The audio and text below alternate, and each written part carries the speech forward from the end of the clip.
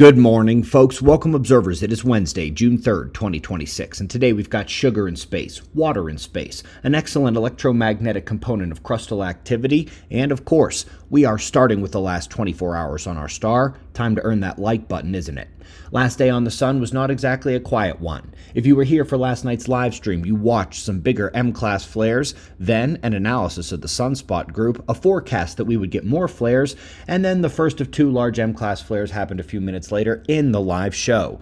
As if you couldn't see some of those events in the 24-hour run, here's the X-ray flux. The first of the big flares happened about 11 minutes after we discussed the flare risk live. The events were pretty tremendous, even without long duration. Some of the initial looks last night didn't show much reason for CME alert, but C-Core delivered updated data overnight, and it looks like we have one or two CMEs that are on their way. These eruptions are not big, but they could deliver a little 1-2 punch on Friday or Saturday. Hopefully NOAA updates their endless spiral today with both blasts on there, and I will definitely be watching for more solar eruptions today. Lots of sunspots all of a sudden. Anything else happens, and I will be back to update it, but only if you hit the like button. I'm kind of kidding. Top quake of the last day wasn't the biggest. It was downgraded from 5.2 initial magnitude reading, always worth noticing and monitoring when Hawaii has an uptick given how much more volcanic activity we've had there in recent years. Up first in the articles, we've got the first ever detection of sugar in the interstellar medium. Erythrulose is a 4-carbon sugar derived from simpler molecules, even the simple alcohols in space. Still no 3-carbon sugars detected. Fascinating to see this here, and I'm betting the astrobiologists are quite elated. Water is not a new detection in space. That stuff is literally everywhere. It's made by stars. We made the production called Star Water for this reason. And if you remember the superflood video from a few days ago, same chemical method. New survey here tracing the water content throughout the Milky Way.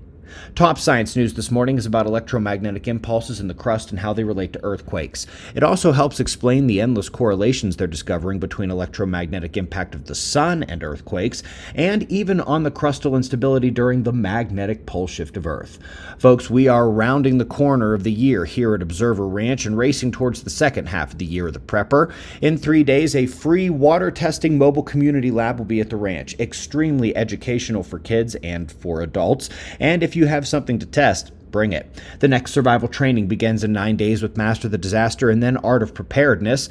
Highly recommend you hit one of these repeat events at Observer Ranch. Both contain the Master the Disaster course and Phoenix Rising. Second one contains a lot of hands-on homestead training too. End of July, we have the climate event with Chris Martz. Seriously important weekend. And for those of you who also need to find your Prepper Princess or post-apocalyptic warlord, the third Observer speed dating event is at the end of that same week. The reason we have a better rate than professional matchmakers is because being an observer, being into this kind of stuff, is about the best initial connection and conversation starter you can ask for. After that, the tour begins in August, and I really can't wait to see you all out there. Seattle, Chicago, Pittsburgh, Tampa, Houston, Phoenix, and Los Angeles. Come out and see us. Consider hitting that double event at the end of July into August. Everything here is linked below. Thanks for watching. We'll do this all again tomorrow. Right here, but right now at 6 a.m. in the new Valley of the Sun.